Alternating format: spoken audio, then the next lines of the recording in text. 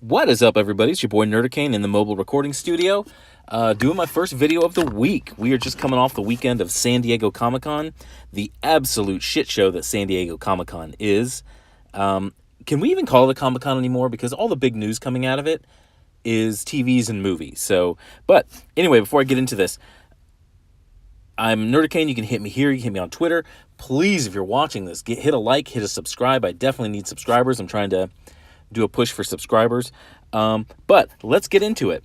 So this was from Marvel's booth, and I'm a glutton for punishment, so I'm trying to watch all of the interviews from the Marvel booth at San Diego Comic-Con, and I shouldn't have done this at night. I slept like garbage last night because I hate to use the term because it's such a millennial term.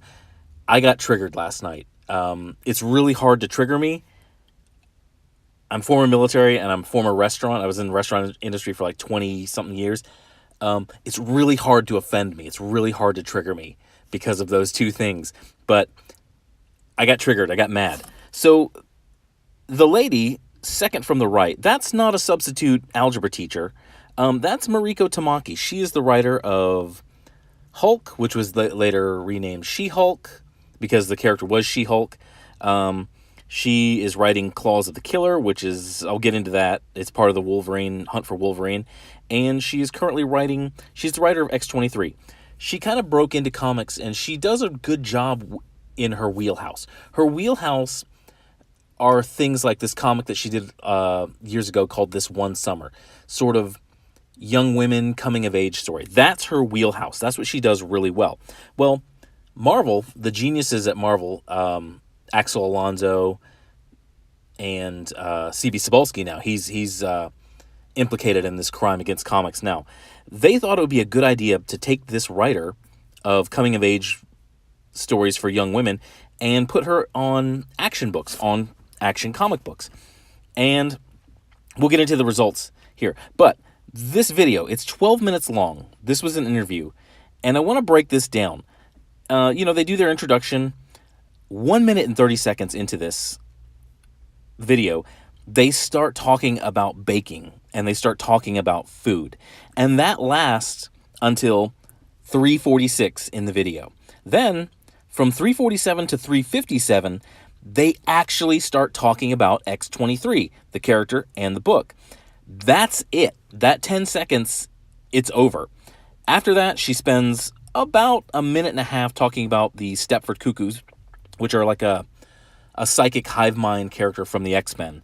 Mind you, she's not even writing those characters. She's not writing an X book. She's not writing an X-Men team book.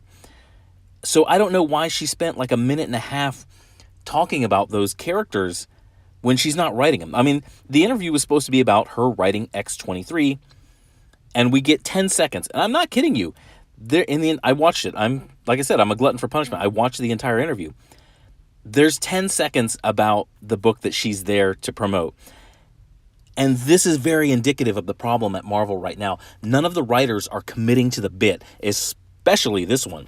None of them are interested in the books that they're writing. They want to write other things, whether it be at Marvel or at their own thing.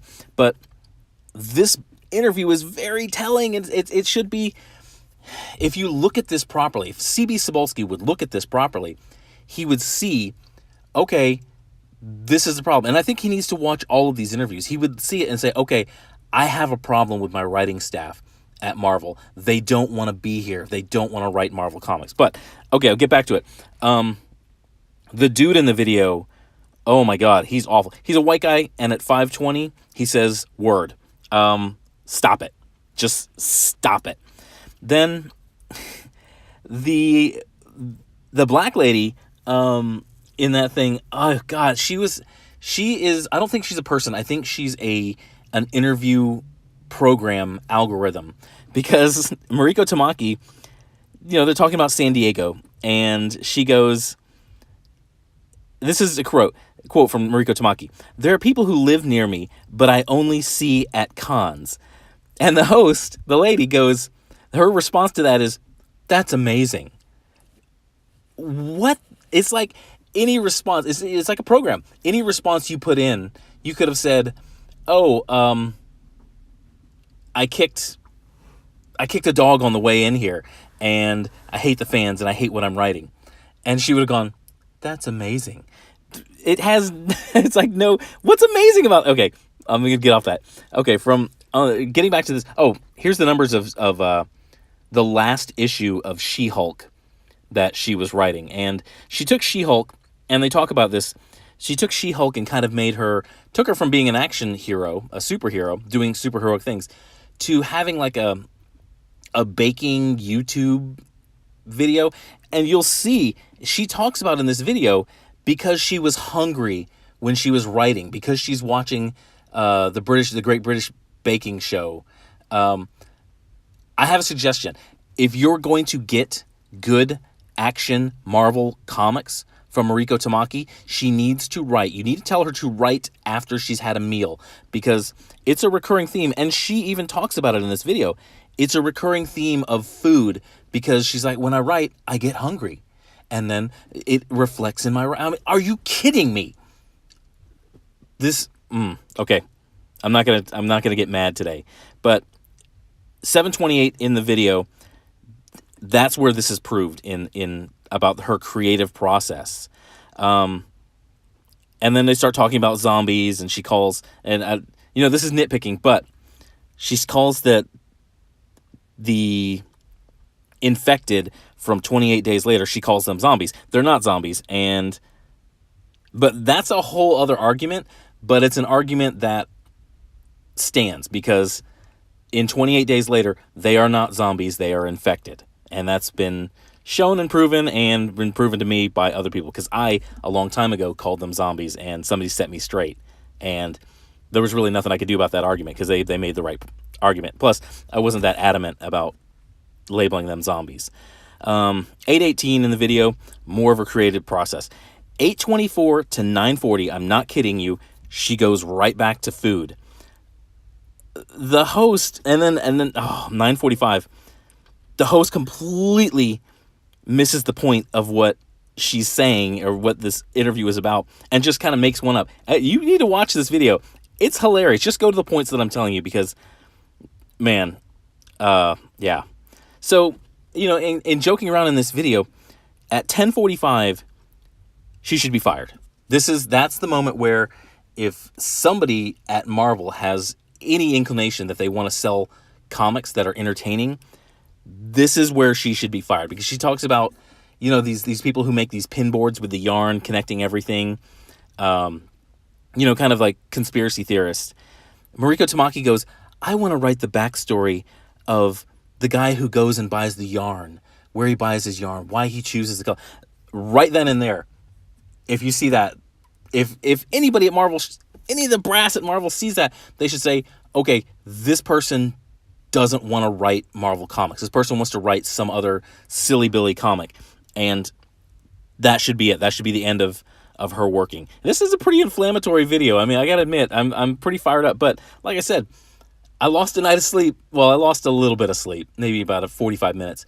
Just pissed off that this interview happened, that this writer, Mariko Tamaki, can be a writer, can get paid, get more work, and still, oh my gosh. And just, here it is. You got to go to 11:33 in the video. This is a quote about her working in comics. Now, mind you, she got into comics through nepotism. Her cousin got her into comics. Not on merit, not on effort, nepotism. Cousin said, hey, you want to do this? She said, yeah. Next thing you know, she's in comics. And she stutters in this, and there's no conviction to what she says. So you can tell that she doesn't belong. And this is a quote, okay? Once you do something once, relatively successful, then people will just keep giving you opportunities. She stuttered on the opportunities part because she knows she's a fraud. She knows she was not successful. She knows her books never sell. And she knows it. And then in the book, finally, the final insult of this interview is they spend about 20-25 seconds talking about her cousin's art. Where, mind you, this whole 13 and a half minute interview, They spent 10 seconds talking about the book, the brand new book she has out on stands, number 1, X23. They spent 10 seconds talking about it. They spent more time on food, her quote-unquote creative process, her cousin. It's absolutely embarrassing. And I bring this up because this is the problem at Marvel. They have so many writers in there. And I dare you to go watch these interviews. You'll get mad. You will get mad. I'm actually considering stopping buying Marvel Comics for about 6 months until some of this smoke clears, until they show me that they want to entertain in comics again. But that's all I got in this. Go watch it. You're going to get triggered. Thank you for your time.